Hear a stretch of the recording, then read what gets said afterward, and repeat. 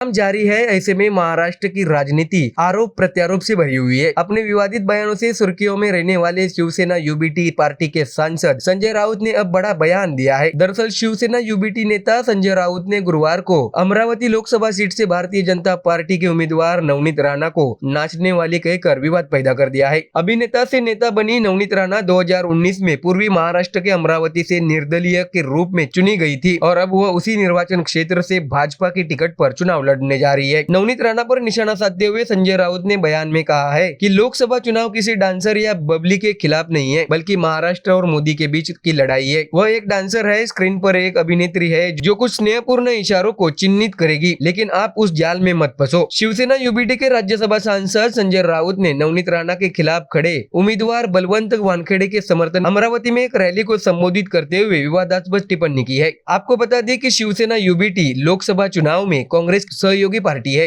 भाजपा के मुखर आलोचक संजय राउत ने मतदाताओं से राणा को हराने के लिए कहा है। उन्होंने कहा कि राणा ने 2022 में एक आंदोलन के दौरान अपनी ताकत का इस्तेमाल करते हुए मातोश्री में प्रवेश करने की कोशिश की। उसने हमें चुनौती दी और हिंदू धर्म के लिए अभद्र भाषा का इस्तेमाल किया। राउत ने कहा कि यह प्राथमिक कर्तव्य और नैतिक दायित्व है। शिवसेना समर्थक उन्हें चुनाव में हराना चाहते हैं। अब संजय राउत के इसी कमेंट पर मनीषा काइंदे ने प्रतिक्रिया दी है। आपको बता दें कि संजय राउत की टिप्पणियों पर तीखी प्रतिक्रिया व्यक्त करते हुए मुख्यमंत्री एकनाथ शिंदे के नेतृत्व वाली सत्तारूढ़ शिवसेना की सदस्य मनीषा काइंदे ने कहा है कि भाजपा सांसद हेमा मालिनी के खिलाफ अपमानजनक शब्दों का इस्तेमाल करने वाले कांग्रेस नेता रणदीप सुरजेवाला की तरह संजय राउत को भी चुनाव आयोग द्वारा फटकार लगाई जानी चाहिए। आपको बता दें कि 2 दिन पहले चुनाव आयोग ने हेमा मालिनी के खिलाफ कथित अपमानजनक टिप्पणी को लेकर सुरजेवाला को 48 घंटे के लिए चुनाव प्रचार करने से रोक दिया गया था। मनीषा काइंदे ने कहा कि राउत की भाषा उन महिलाओं के प्रति उनकी नापसंदगी को उजागर करती है जो अपने चुने हुए क्षेत्रों में आगे बढ़ रही है। उन्होंने कहा कि चुनाव आयोग को अभियान के दौरान रैलियों को संबोधित करने से राउत पर प्रतिबंध लगाना चाहिए और उन्हें सबक सिखाना चाहिए। पूरे चुनावी अभियान के दौरान राउत को मीडिया में कोई भाषण या प्रेस कॉन्फ्रेंस करने की अनुमति नहीं दी जानी चाहिए। दिल्ली के मुख्यमंत्री और आप नेता अरविंद केजरीवाल को कथित शराब नीति से संबंधित मनी लॉन्ड्रिंग मामले में ईडी ने 21 मार्च को गिरफ्तार किया था। वो फिलहाल दिल्ली की तिहाड़ जेल में बंद है। उन्हें पहले ईडी की हिरासत में और अब 15 अप्रैल तक न्यायिक हिरासत में भेज दिया गया है। इसके बाद भी कोर्ट ने उन्हें अब राहत नहीं दी है, लेकिन अब ईडी ने दिल्ली हाई कोर्ट में केजरीवाल के खिलाफ सनसनीखेज दावा दायर किया है। आपको बता दें कि एक तरफ जहां लोकसभा चुनाव की सरगर्मियां तेज हो गई है, वहीं सभी राजनीतिक पार्टियां जीत के लिए कमर कस रही है। आम आदमी पार्टी भी मैदान में उतर चुकी है, लेकिन उसे अब बड़ा झटका लगा है क्योंकि लोकसभा चुनाव से ठीक पहले उसके स्तंभ और दिल्ली के मुख्यमंत्री अरविंद केजरीवाल को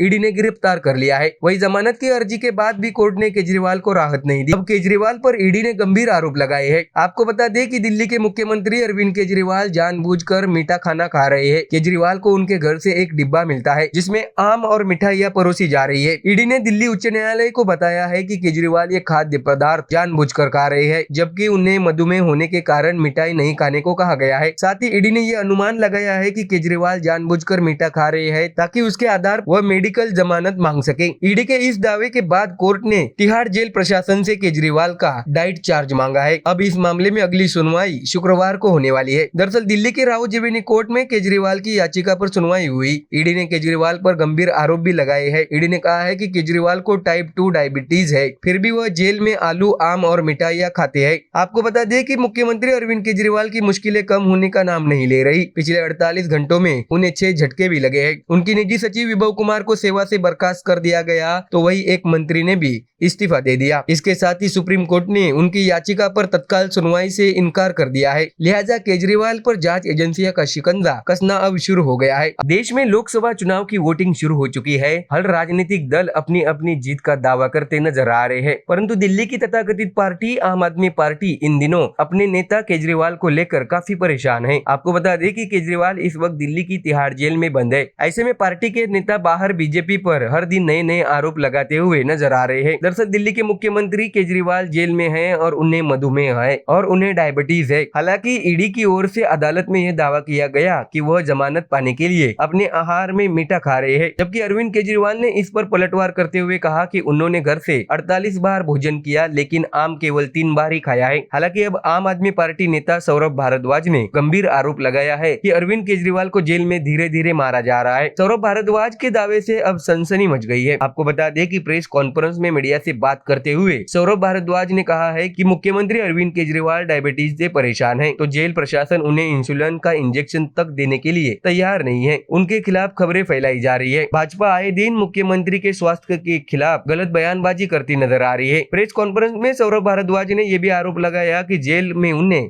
धीरे धीरे मारा जा रहा है। मुख्यमंत्री अरविंद केजरीवाल का इंसुलिन स्तर बढ़ रहा है। ऐसी स्थिति में उन्हें कोर्ट में अर्जी दाखिल करनी पड़ रही है। सौरभ भारद्वाज ने यह भी कहा कि उनके खिलाफ बड़ी साजिश रची जा रही है। सीएम केजरीवाल को इंसुलिन चाहिए, हालांकि जेल प्रशासन और बीजेपी के लोग ना कहते हैं। वे कहते हैं कि सुई देने की जरूरत नहीं है। इस बीच सौरभ भारद्वाज द्वारा बताया गया कि सीबीआई ईडी को अरविंद केजरीवाल के खिलाफ कोई सबूत नहीं मिला। आम जनता ईडी के झूठे आरोपों पर यकीन करने को तैयार ही नहीं है। इसलिए यह दावा किया गया है कि अरविंद केजरीवाल कैसे भ्रष्ट है और उनके बारे में फर्जी खबरें फैलाई जा रही है। तो देखा अपने आम आदमी पार्टी के नेता जांच एजेंसियों पर ऐसे आरोप लगाकर केजरीवाल के प्रति दिल्ली के लोगों को भड़काने का प्रयास कर रहे हैं। लेकिन देश की जनता को पता है कि शराब घोटाला हुआ है और उसके किंग पिंग अरविंद केजरीवाल ही है। लोकसभा चुनाव में सीटों के बंटवारे को लेकर महायुति में दरार पड़ गई है। कई सर्वे कह रहे हैं कि एकनाथ शिंदे और अजित पवार के साथ भी बीजेपी को उतना फायदा नहीं हो रहा है जितना वह चाहती है। सीट बंटवारे को लेकर अभी भी महायुति में दरार बरकरार है। वंचित बहुजन आघाड़ी प्रमुख प्रकाश आंबेडकर ने हिंगोली में सनसनीखेज दावा किया है कि लोकसभा चुनाव के 2 महीने बाद आप एकनाथ शिंदे को नहीं देख पाएंगे। दरअसल कुछ नेता दावा कर रहे हैं कि बीजेपी एकनाथ शिंदे का इस्तेमाल सिर्फ लोकसभा चुनाव के लिए कर रही है। उसमें प्रकाश आंबेडकर ने कहा कि शिंदे को लेकर बीजेपी को फायदा होता नहीं दिख रहा है, इसलिए विधानसभा चुनाव में एक अलग तस्वीर देखने को मिल सकती है। ऐसा कहकर प्रकाश आंबेडकर ने अब शिंदे गुट की टेंशन बढ़ा दी है। आपको बता दें कि प्रकाश आंबेडकर ने अपने भाषण में पीएम मोदी पर भी निशाना साधा। उन्होंने कहा कि अगर देश की आर्थिक स्थिति अच्छी होती तो क्या लोग देश छोड़ देते। 17 लाख परिवार देश छोड़ चुके हैं। वे मुसलमान ईसाई नहीं बल्कि हिंदू है। उनके पास 50 करोड़ की संपत्ति है। मैं राष्ट्रीय स्वयंसेवक संघ से पूछ रहा हूँ कि आप किस मुंह से मोदी को प्रधानमंत्री बनने के लिए वोट मांग रहे हैं? तुम्हें शर्म कैसे नहीं आती? ऐसा सवाल प्रकाश आंबेडकर ने पूछा है। उन्होंने कहा कि अगर नरेंद्र मोदी दोबारा सत्ता में आए तो संविधान बदले बिना नहीं रहेंगे। प्रकाश आंबेडकर ने आगे कहा कि इसे रोकने के लिए पीएम मोदी के खिलाफ वोट करे। आपको बता दें कि इससे पहले भी आंबेडकर ने चंद्रपुर की सभा में कहा था कि भारतीय जनता पार्टी को खत्म करने के लिए मोदी अपनी राह पर चल चुके हैं। प्रधानमंत्री नरेंद्र मोदी भारतीय जनता पार्टी सरकार कहकर संबोधित नहीं करते। इस बात की आलोचना करते हुए उन्होंने कहा कि जब भी कोई योजना आती है तो उसे सरकार की बजाय नरेंद्र मोदी की योजना के तौर पर पेश किया जाता है। तो देखा अपने विपक्ष कैसे मोदी से डरा हुआ है। हालांकि आने वाले दिनों में देश की जनता पीएम को चुनने जा रही है। ऐसे में महाराष्ट्र की राजनीति में बड़े बड़े दावे किए जा रहे हैं। Bureau report MDR news.